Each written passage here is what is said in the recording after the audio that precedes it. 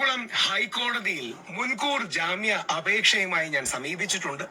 ഹൈക്കോടതിയിലും ഇന്ത്യയുടെ നിയമ സംവിധാനത്തിലും എനിക്ക് ഉറപ്പായിട്ടും വിശ്വാസമുണ്ട്. ഹണി റോസിന്റെ ഈ എനിക്കെതിരെയുള്ള പരാതിയിൽ സബ്സ്റ്റൻസ് യഥാർത്ഥത്തിൽ ഇല്ല എന്നും ഓർഗനൈസ്ഡ് ക്രൈം എന്നൊക്കെ പറയുന്നുണ്ട്. അതൊക്കെ ചുമ്മാതെയാണ്. അപ്പൊ അതൊന്നും ഞാനത് ചിരിച്ചത് വേറൊന്നും കൊണ്ടല്ല കേട്ടോ. ആ കുട്ടിയുടെ വിഷമത്തിനോട് ആ വിഷമത്തിൽ ഐക്യദാർഢ്യം രേഖപ്പെടുത്തുന്നു. പക്ഷേ ഓർഗനൈസ്ഡ് ക്രൈം എന്നൊക്കെ പറയുന്നത് ചുമ്മാ ആരെങ്കിലും എഴുതി കൊടുത്തത് പറയുന്നതല്ലോ ആയിരിക്കും. അല്ലെങ്കിൽ ഓർഗനൈസ് ക്രൈം എന്ന വാക്കിനൊക്കെ ഭയങ്കര ഗ്രാവിറ്റി ഉണ്ട്. അപ്പൊ അതുകൊണ്ട് ഹണി റോസിന്റെ നമ്മുടെ ആ പരാതിയിൽ എനിക്കെതിരെ അന്യായമായ നടപടികൾ എടുക്കാതിരിക്കാൻ പ്രത്യേകിച്ച് ഇന്നലെ വൈകിട്ടാണ് ഞാൻ കോടതിയെ സമീപിച്ചത്. ഇന്നലെ മോന്റെ ബർത്ത്ഡേ കൂടെ ആയിരുന്നു. മോന്റെ ഒരുപാട് കുട്ടികൾ ഫ്രണ്ട്സ് ഒക്കെ 8 വയസ്സേ ഉള്ളൂ. പക്ഷെ ഒരുപാട് ഫ്രണ്ട്സ് ഒക്കെ വന്നിരുന്നു. അപ്പം അവരുടെ മുമ്പിൽ വെച്ച് അറസ്റ്റ് അടക്കമുള്ള സാധനങ്ങൾ സംഭവിക്കാൻ സാധ്യതയൊന്നുണ്ടെന്ന് കണ്ട് ഇന്നലെ തന്നെ മൂവ് ചെയ്തിരുന്നു. കോടതിയുടെ സമീപനം എന്താണെന്ന് അറിയില്ല. അപ്പം തിങ്കളാഴ്ച, അതായത് നാളെ ഹിയറിംഗ് കിട്ടിയിട്ടുണ്ടെന്നാണ് ഞാൻ മനസ്സിലാക്കുന്നത്. ഓർക്കുക, ഇന്ത്യയിൽ മഹാത്മാഗാന്ധിയെ വിമർശിക്കാം, മദർ തെരേസയെ വിമർശിക്കാം, നമ്മുടെ രാഷ്ട്രപതി അല്ലെങ്കിൽ നമ്മുടെ പ്രസിഡന്റായ ശ്രീമതി ദ്രൗപദി മുർമുവിനെ വിമർശിക്കാം, ഇന്ത്യൻ പ്രധാനമന്ത്രിയായ ശ്രീ നരേന്ദ്രമോദിയെ വിമർശിക്കാം, ശ്രീമതി സോണിയാഗാന്ധിയെ വിമർശിക്കാം, നമ്മുടെ മുഖ്യമന്ത്രി സഖാവ് പിണറായി വിജയൻജിയെ വിമർശിക്കാം, എല്ലാവരെയും വിമർശിക്കാം. ഹണി റോസിനെ വിമർശിക്കാൻ പാടില്ല എന്ന് പറയുന്നതിന് അർത്ഥമുണ്ടോ എന്ന് എനിക്കറിയില്ല. സാധാരണ ഞാൻ ഈ ഗ്രീൻ മാറ്റ് ഒക്കെ ഇട്ട് മറ്റേ വൈക്കൊക്കെ വെച്ചാണ് ചെയ്യുന്നത്. അതിനുള്ള അവസരമില്ല. എറണാകുളം ഹൈക്കോടതിയിൽ ഈ കേസിന്റെ കാര്യങ്ങളുമായിട്ടും കൂടി ബന്ധപ്പെട്ട് പോവുകയാണ്. അതുകൊണ്ട് അതിശക്തമായി ഇതിനെ നേരിടും. ഈ നാട്ടിൽ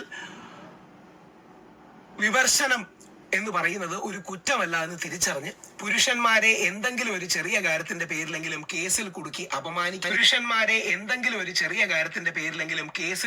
അപമാനിക്കാനും അധിക്ഷേപിക്കാനുമുള്ള ഇത്തരം നിലപാടുകളെ ശക്തിയുക്തം എതിർക്കും. അത് ഹണി റോസ് ഉറപ്പിച്ചോളൂ. ഹണി റോസിന്റെ ഈ പരിപാടി അല്ലെങ്കിൽ ഈ പരാതിയെ അതിശക്തമായി നേരിടും. ഹണി റോസിന് വിഷമമുണ്ടെങ്കിൽ വിഷമത്തിന്റെ കൂടെയാണ്. പക്ഷെ ഹണി റോസ് ഈ ആത്മഹത്യ പോലുള്ള വാക്കുകളൊക്കെ പറഞ്ഞു. അങ്ങനൊന്നും പറയരുത്.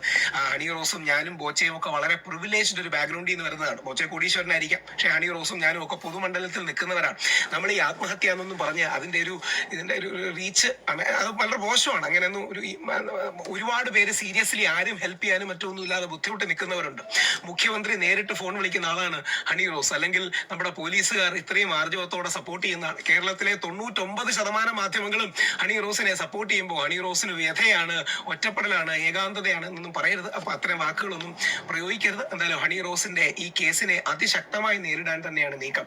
ഹണി റോസ് എനിക്കെതിരെ പരാതി കൊടുത്തതുകൊണ്ട് ഹണി റോസിനെതിരെ 1 ഇഞ്ച് പോലും വിമർശനം കൂടില്ല, കുറയുകയുമില്ല. കാര്യം ഹണി എനിക്കെതിരെ കൊടുക്കുന്ന പരാതിക്ക് ബേസിലല്ല ഞാൻ ഹണി റോസിനെ വിമർശിക്കുന്നത്. ഹണി റോസിനോട് എനിക്ക് ബഹുമാനമേ ഉള്ളൂ. ജീവിതത്തിൽ ഇന്ന് വരെ നേരിട്ട് പരിചയപ്പെട്ടിട്ടില്ല. ഒരുപക്ഷെ നമ്മൾ ഒരിക്കലും കാണാനും പോണില്ല. എനിക്കൊണ്ട് വ്യക്തിവിരോധമൊന്നുമില്ല. നമ്മൾ രണ്ടും ഓരോ നിലപാടുകൾക്ക് വേണ്ടിയാണ് ഫൈറ്റ് ചെയ്യുന്നത്. ഹണി റോസിന്റെ ഒരു നിലപാടിനോട് എനിക്ക് യോജിപ്പുമാണ്. ദ്വയാർത്ഥ പ്രയോഗങ്ങൾ പാടില്ല, ലൈംഗിക ചുവയുള്ള സംസാരങ്ങൾ പാടില്ല. അതിൽ ഹണി റോസിനോടൊപ്പം തന്നെയാണ്. എന്നാൽ ഹണി റോസിന്റെ വസ്ത്രധാരണത്തിന് ഒരു സോഷ്യൽ ഓഡിറ്റ് വേണമെന്നും സാമൂഹിക വിമർശനങ്ങളെ ഉൾക്കൊള്ളണമെന്നും ഒരു അഭ്യർത്ഥന കൂടി ഹണി റോസിനോടുണ്ട്. അതുകൊണ്ട് തീർച്ചയായും നമുക്ക് കോടതിയിൽ കാണാം. ഇനി ആവിഷ്കാര സ്വാതന്ത്ര്യത്തിന് എന്താ പറയണേ, മര്യാദകൾ വേണം. ഡീസൻസിക്ക്, ഡിഗ്നിറ്റിക്ക്, ധർമ്മവും സംസ്കാരവും നമ്മൾ വിശ്വസിക്കുന്ന കാര്യത്തിന് വേണ്ടി ജയിലിൽ പോകാൻ എനിക്ക് മടിയില്ല. ഞാൻ അതുകൊണ്ടാണ് ഒരു നെഗറ്റീവ് പറയില്ല. ഈ കയ്യിൽ മാത്രമല്ല, കാണാൻ പറ്റുന്നില്ല, കയ്യിൽ മാത്രമല്ല മനസ്സിൽ മഹാത്മാഗാന്ധിയെ പച്ച കുത്തുന്നവനാണ് ഞാൻ. അതുകൊണ്ട് സത്യസന്ധമായിട്ടേ കാര്യങ്ങൾ പറയൂ. ഹണി റോസിനെ വളഞ്ഞു കെട്ടി വിമർശിക്കില്ല, വേറെ എന്തെങ്കിലും നെഗറ്റീവായി വിമർശിക്കില്ല. വിമർശനങ്ങൾ ഏറ്റവും പോസിറ്റീവും കൺസ്ട്രക്റ്റീവും ആയിരിക്കും, ഫെയർ ക്രിറ്റിസിസം ആയിരിക്കും. അത് തുടരും. ബാക്കി ബഹുമാനപ്പെട്ട കോടതി തീരുമാനിക്കട്ടെ. ഹണി റോസിന്റെ പരാതിയിൽ ഹൈക്കോടതിയിൽ മുൻകൂർ ജാമ്യ ഹർജി നൽകി രാഹുൽ ഈശ്വർ. അറസ്റ്റ് സാധ്യതയെ തുടർന്നാണ് മുൻകൂർ ജാമ്യത്തിന് ശ്രമിക്കുന്നത്. നാളെ തന്നെ ഹർജി പരിഗണിച്ചേക്കും. ഹണി റോസിന്റെ തന്നെ മറ്റൊരു പരാതിയെ തുടർന്ന് ബോബി ചെമ്മണ്ണൂരിനെ വയനാട്ടിൽ നിന്ന് അറസ്റ്റ് ചെയ്യുകയും റിമാൻഡ് ചെയ്തൊരു സാഹചര്യത്തിലാണ് രാഹുൽ ഈശ്വർ ഈ ഒരു നടപടിയിലേക്ക് നീങ്ങിയിരിക്കുന്നത്.